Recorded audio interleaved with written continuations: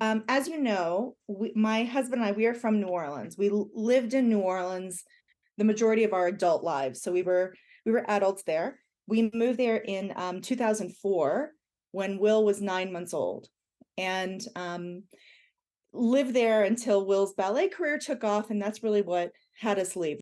We lived in there. We lived in for 9 years, and I'm going to tell you some stories about that house to understand kind of the context, and I think of New Orleans and the spirits that inhabit the city and the spaces. You have to understand the architecture just a little bit.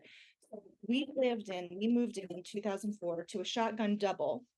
And this was a home near the river. So in this part of Uptown, these homes were built from barge boards from the Mississippi River. So barges would come down to deliver goods and in New Orleans. And as they took apart and used everything, literally the boards from the boats became the parts of these homes. And the way that homes were taxed was on frontage and on stories. So shotgun homes were the cheapest things to build. So shotgun homes mean that they are literally room to room to room. You could open the front door and the back door and fire a shotgun and it would go straight through the house, which is why it's a shotgun home. A double shotgun means that the owners couldn't afford 4 separate walls, so they share an interior wall. So it would have been 2 homes together. And over time, it's in vogue to renovate these doubles into singles. So you take parts out of that middle wall and make it a single home. So we bought this house in, like I said, in 04. And as part of the foreclosure, the bank had stripped everything of value out of the house. So when we bought it, it had no kitchen, no working bathroom. It had a huge plumbing leak, which was termite infested. And that's how we bought it and how we moved in and lived with it with our 9-month-old. So we started sort of work on it very early with all that we had. And actually, just an interesting side note, the reason the home had fallen in foreclosure is in the mid-90s, there was a terrible accident. A cargo ship, I think it was called the Bright Lights, filled with grain, lost control of its motor and crashed into Riverwalk, which is a shopping area near the port of New Orleans, right on the river. And the owner of the home had a shop in Riverwalk that was destroyed by this disaster. Yeah, no, I don't think anyone died, but dozens of people were injured. It was this huge thing. Anyway, so the owner fell on hard times and then eventually would lose the home. And so that's how we got it and why it was sort of stripped of everything, et cetera. So we put all the rubbing our nickels together, got a kitchen together and got a working bathroom for the most part. And then we're doing, electric work. The home still had electric wires in cloth, and there was a lot of those things to happen. We were doing this, ourselves with a toddler or baby. And Katrina happened, and after Katrina, we lived in the home with other families, and there was a lot going on. So all that to say, we would not have our renovations done to a point of livability for about 7 years in that home, and we lived there 9 years. So we joke, we had a circular saw in the living space of the house until the day the Saints won the Super Bowl. We hosted a Super Bowl party that day and moved the saw out. So we were in a constant construction zone in this home. And I think because of it, our neighbors sort of looked at us as we were like the plucky young couple. And so, people would be really supportive and come by with advice. And we would learn all these tidbits about the house over the years doing this work.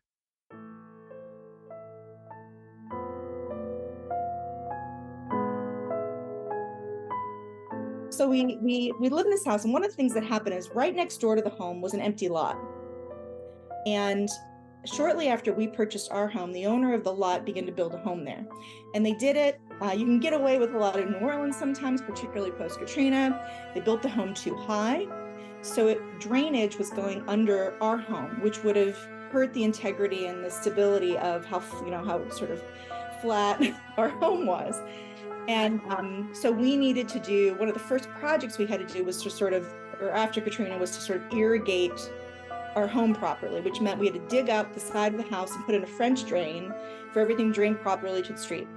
So as we started this work and started digging up, we came upon all these bricks, and they're like 150-year, or from like 1850s, 1840s. They're stamped. They're from like Ohio. Clearly, they were on those barges, and they're all through the backyard of the house. And in talking to one of our neighbors, they said, oh yeah, there used to be an alley behind all of our homes. And those bricks are. So we dug up all these bricks, we cleaned them, and we used them to build this pathway along the house. And once we had everything sort of flat, we put an addition on the back. So the way that the homes were done in shotguns is you'd have sort of room. And then at the back, they would slap anything that needed utility. So your kitchens and bathrooms were kind of slapped onto the back. Ours in the back had these bathrooms.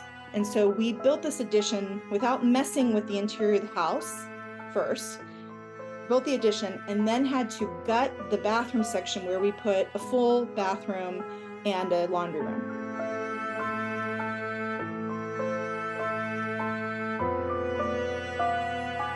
When I say that this was 5 years of progress doing this work. So I found out I was pregnant with Kate, our daughter, the day we evacuated for Katrina. So all of this is going on through that time. So Kate is now a toddler in the time that we're sort of getting in this story. And she's talking. And I would say, within the first dozen words she starts to use regularly is the word Sam.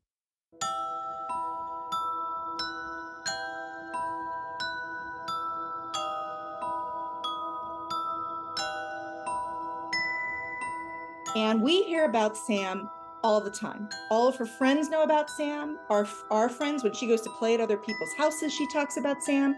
She talks about Sam at school to the point where her teachers think that I'm pregnant with another child that we're going to call Sam. Sam is everywhere. She draws pictures of Sam. She can't go to sleep because Sam wants to play. It's like this thing. And all of us assume that she has an imaginary friend.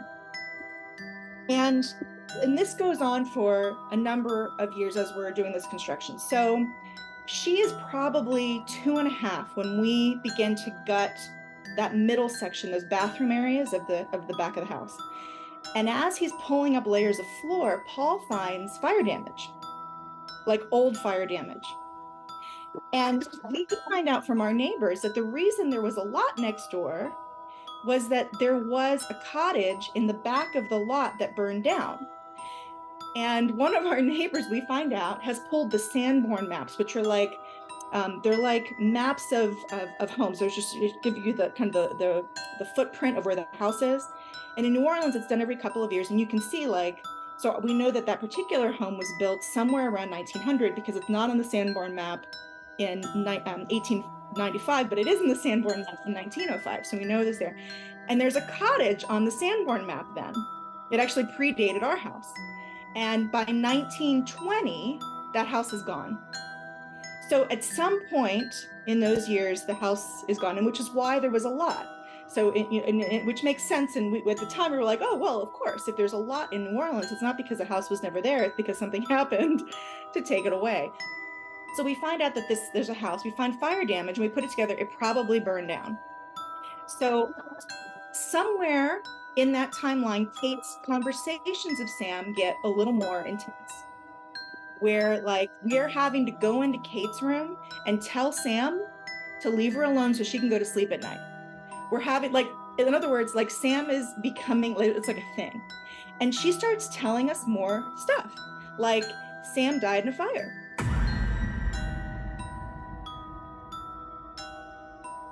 Sam and his mom died in a fire. Sam looks like this. Sam, we're getting all of this stuff about Sam. And around the same time, so Kate's 3, 4, a friend came and stayed with us and stayed in Kate's room, and came out the next morning, and he said there was a boy ghost pulling at the covers in the middle of the night last night, and I couldn't sleep. And we're like, what did he look like?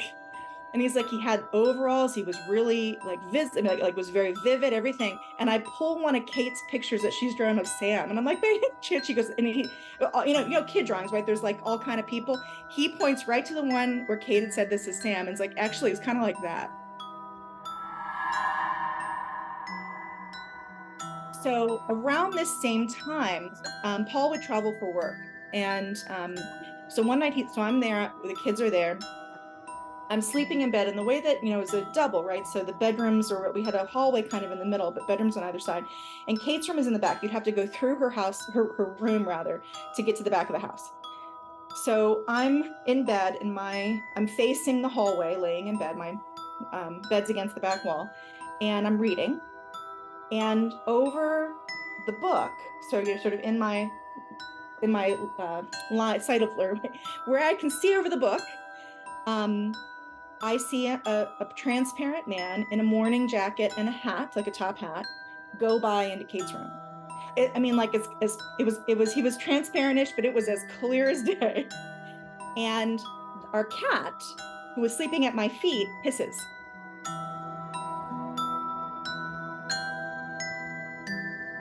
And I have this moment where I'm frozen, but then I'm like, the parent part of me clicks in, and I'm like, my daughter's room.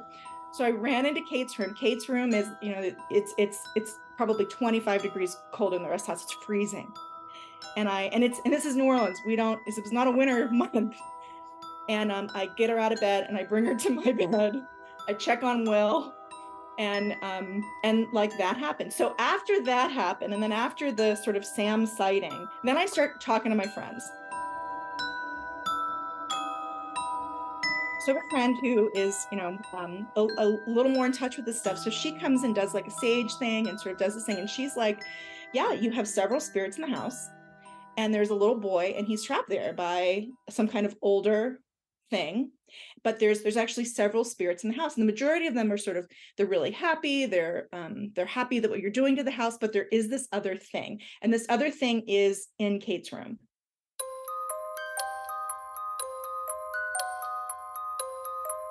And so what's interesting about this too is we had a chronic issue with termites only in Kate's room.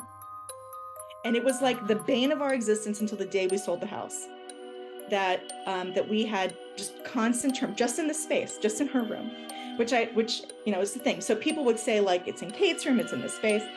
So this was just like part of our like, the other sort of significant happening there. So I worked for the University of Liverpool and designed their Master of Public Health program, and which was a global program, and a lot of it is online. And those online components, like when you would log in for the online program, it's my voice telling you, like introducing you to the chapter, whatever.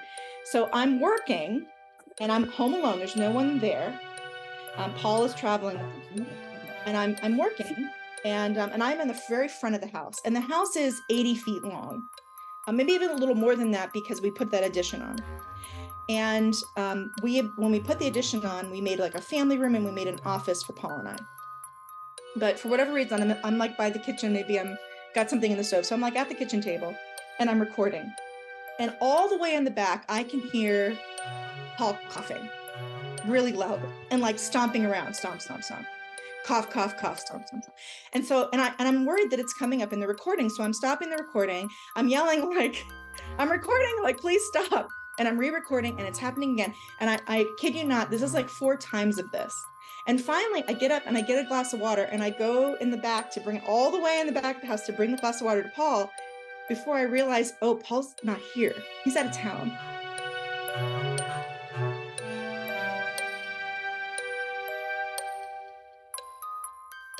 And it was, I believe that was the point that I started talking to the house. So I would have these conversations like, I understand that you're here, and that's totally fine. I have to do this work. I need you to be quiet.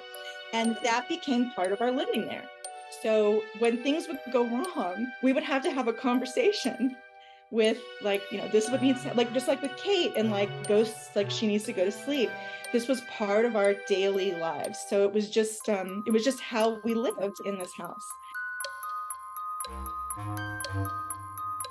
We would, after this house, have an opportunity. We bought another trashed house and completely renovated it ourselves.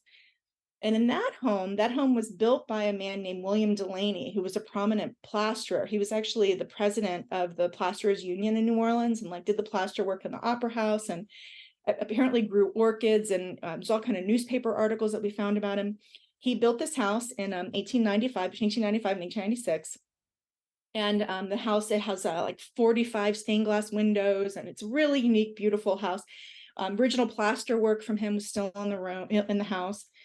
And there's a lot about this house that was really special. So when we bought it, there were old portraits in the attic. And I brought them to the local archivist who restored them. We actually picked them up 3 days before the art center, the restoration center, actually had a terrible fire and burned to the ground. So thankfully, we got the portraits for them, and she was able to date them based on the frames and different aspects of them. And we were able, we actually worked with an archivist, and through records, found out that the older one was his wife, Josephine, and their oldest daughter. And we hung these portraits in the front. And there were things that we did renovation in the house. And we actually, my friend, the spiritual person, came and told us that, yes, there were spirits there, but they were so excited that we were there. They knew that they were excited that a family was there. And the energy in this house was really amazing. But it had these quirks. And one of the quirks was there's a front parlor, and there were double doors, stained glass double doors that went to a deck, kind of an upper deck, like a porch. And the doors would not open. And I started talking to Josephine and asked permission. And it works. So in order to this day, so when we sold the house, we had a whole conversation. When we were work with our realtors, we would say, you have to ask Josephine or you can't open the door. And the realtor called after and said, oh my gosh, you are right. I could not open the door until I asked for permission. I said, I know, you have to ask permission.